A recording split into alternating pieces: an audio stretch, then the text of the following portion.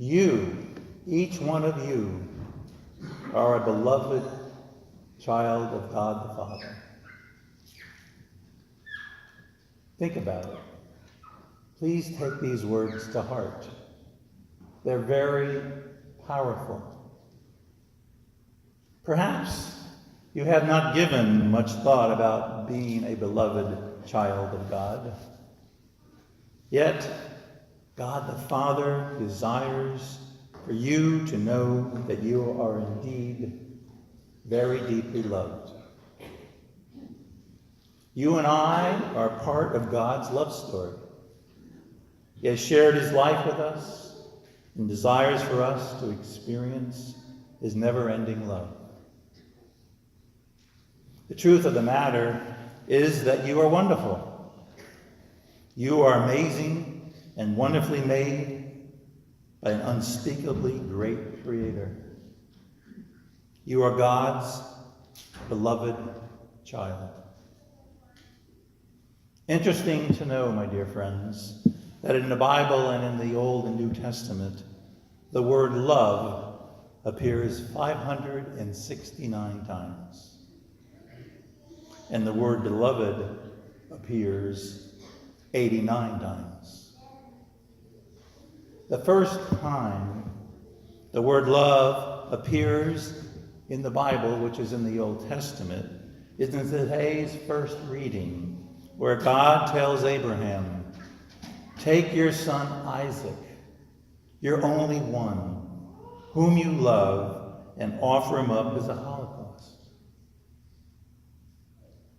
It may seem strange that love is first mentioned, not in connection with love of a man for his wife, a mother for her child, brotherly love, love for country, or even love of God. Instead, the first use of the word love in the Bible is the love of a father, Abraham, for his son, Isaac.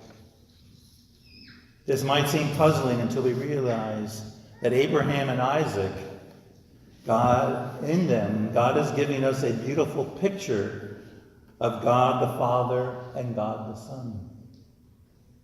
So the love of a father for his son represents the love of God for his son and for us. Interesting that in the New Testament, the first mention of the word beloved is found in the Gospel of Mark in chapter 1. Then a voice came from heaven, "You are my beloved Son, with you I am well pleased." In today's Gospel, reading from Mark, during the Transfiguration we hear, "From the cloud came a voice, 'This is my beloved Son, listen to him.'" The Father commands Peter, James, and John to listen to Jesus, to listen to his beloved Son. They are to learn from Jesus their own identity and dignity is being a beloved child of the Father. Pope Francis said in a homily, "It is more difficult to let God love us than to love him." It is more difficult to let God love us than to love him.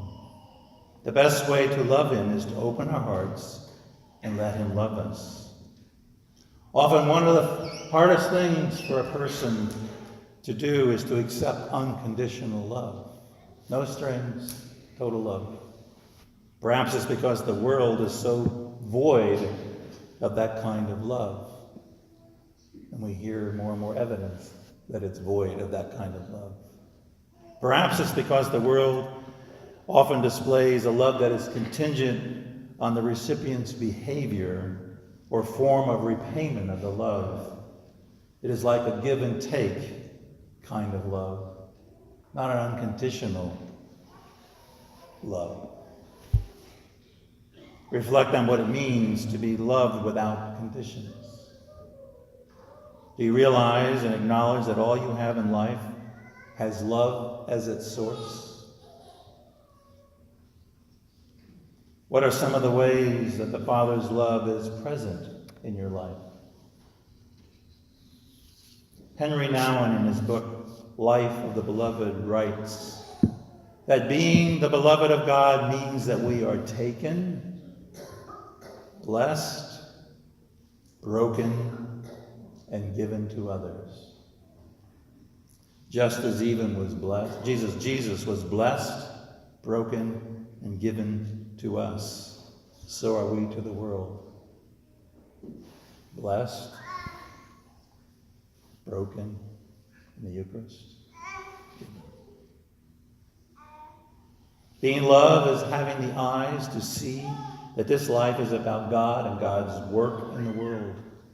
Being God's beloved, he is transfiguring you.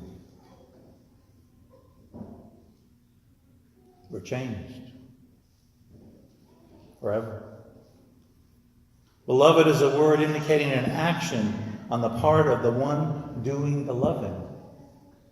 The God of the universe, the same God who paints a sunset, shakes a mountain, and plans the waves on the beach, has chosen to love us, not because who we are, but because of who he is. Our role is to be loved. Be loved, beloved. You and I may never fully comprehend the love of God, but for today, we can be encouraged that we've been called beloved. And we can anticipate learning about and receiving more of his kind of love. What God is saying to Jesus, you should hear the voice of God saying to you. You are my beloved son, or you are my beloved daughter, in whom I am well pleased. I want you to think about that during Lent, every day. I am beloved, even when it doesn't feel like it. And through the process, I'm being more and more made into Jesus. And like him, may I continue to be chosen, blessed, broken, and given to those who need to see the slow yet powerful work of God. Pope Francis continued in his homily. Let him draw close to us and feel him close to us.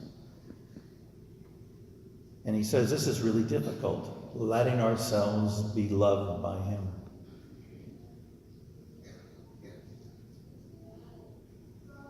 And that is perhaps what we need to ask today in this Mass, he says.